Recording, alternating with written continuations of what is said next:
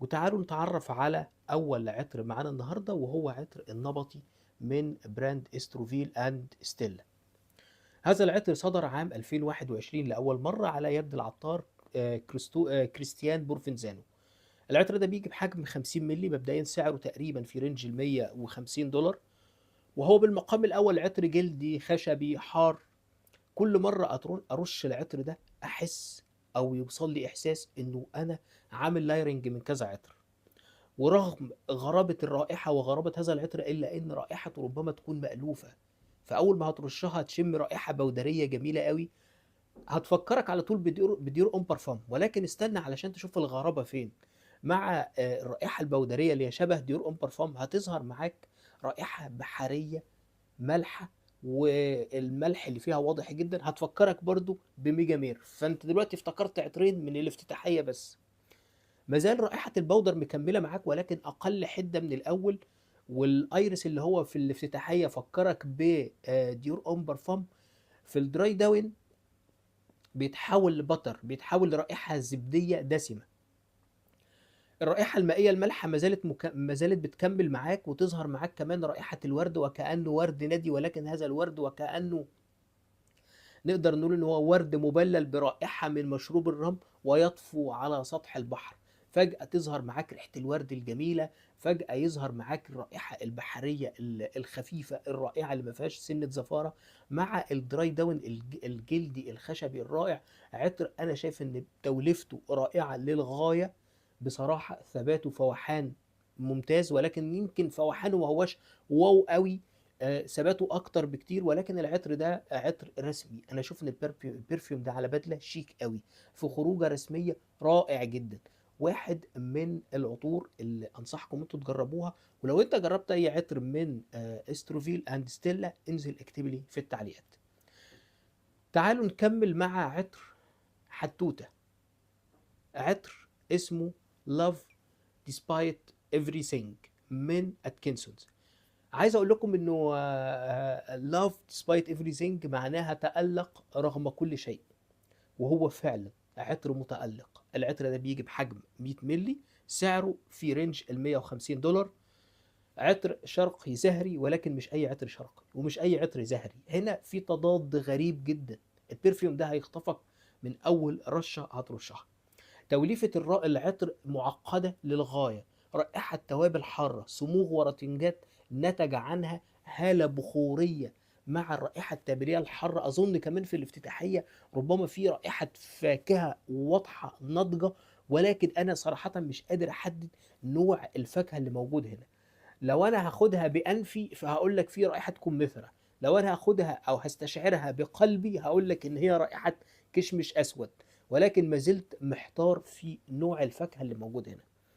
الدراي داون وكأنه معجون في بعضه، وكأنك بتشم الدراي داون بتاع البرفيوم ده ككتلة واحدة غير متفرقة. بجانب الرائحة الفاكهية تشم الايرس وتشم الورد وتشم الكراميل، وتشم معاهم كمان رائحة خشبية عنبرية دافية.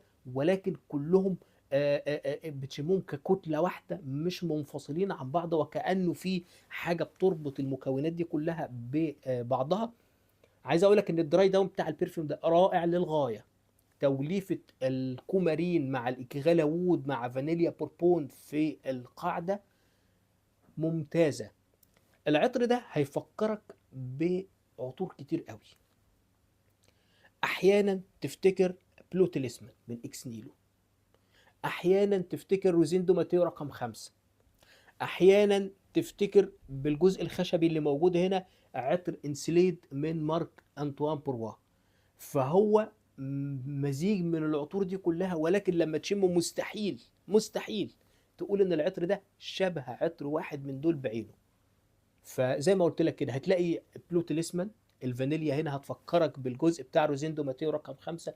الجزء الخشبي يفكرك بعطر انسليد من مارك انتومبرو. ولكن زي ما قلت لك في حقيقة الأمر مش هتقدر تقول إن العطر ده شبه واحد فيهم. أداء رائع للغاية، ثبات بيتخطى اليوم، فوحان 3 4 ساعات على الأقل. ثبات كمان على الملابس، ويعني حدث ولا حرج. برفيوم جميل، وكأنه البرفيوم ده نقدر نقول ان هو عطر لمن حولك قبل ان يكون عطر لنفسك. من العطور صراحة الجميلة اللي أنا أنصحكم إن أنتوا تجربوها وبشدة.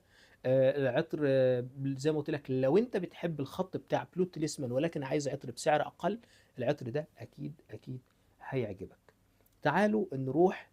بالمناسبة قبل ما نروح لحاجة تاني، هسيب لكم لينك قناة الانستجرام، اللي حابب يتابعني هناك يدخل في التعليق المثبت هيلاقي اللينك. وتعالوا أكلمكم على عطر آه، من العطور المحببة إلى قلبي. تعالوا نتعرف الأول عليه.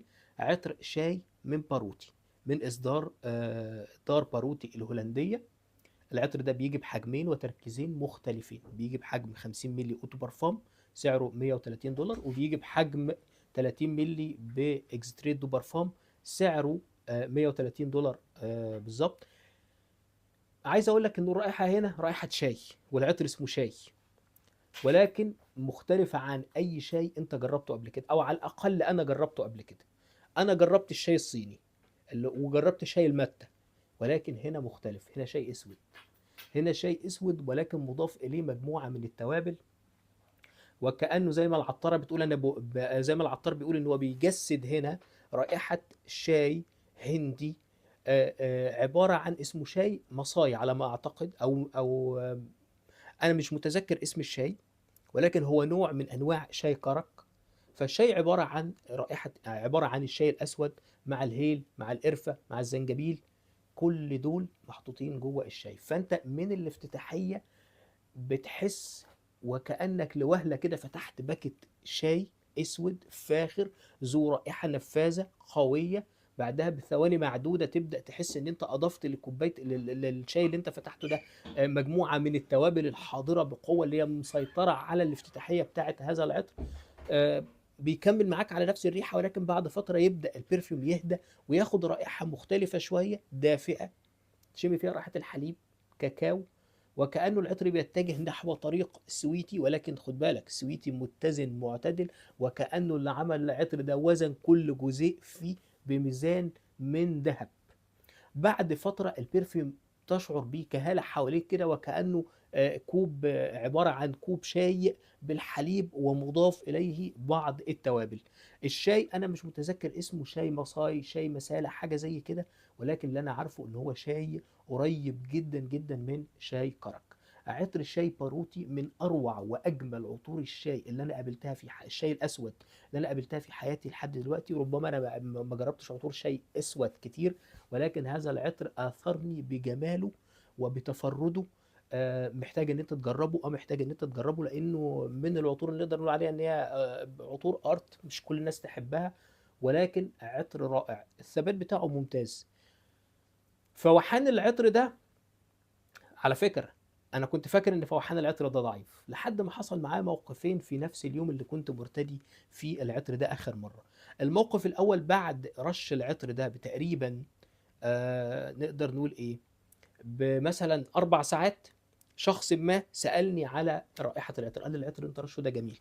ما كنتش متوقع، لان انا مش شامم العطر على نفسي، انا رشه على ايدي وعلى الملابس، ولكن على ايدي هو واضح. فلما بعمل كده شمه وواضح لي زي ما قلت لك رائحة الشاي الاسود المعمول بالحليب اللي ظهر فيه رائحة التوابل بقوة. ب... آه، رائحة التوابل هنا يعني عايز اقول لك في الافتتاحية كده بتخبط في وشك خبطة مع الشاي الاسود. بصراحة ممتع جدا. الموقف التاني في نفس اليوم بعد ما الشخص ده سألني، بعدها مثلا ممكن ب3 ساعات كمان او بساعتين كمان، ركبت السيارة جنب صديق من الاصدقاء، فاول ما ركبت وقفلت باب السيارة قام سألني قال لي هو انت لسه رشش عطر؟ قلت له انا رش العطر ده من بدري. انا بصراحه اتبسطت جدا، لانه انا كنت فاكر ان الفوحان بتاعه مش قوي، ولكن هو بعد فتره انت ما بتبقاش شامم ريحه العطر بشكل كبير جدا. ولكن من العطور، انا بالنسبه لي حتى لو كان فوحان العطر ده ضعيف ما كنتش هزعل، لانه عطر استمتاع شخصي رائع جدا، بيفكرك باجواء حلوه قوي.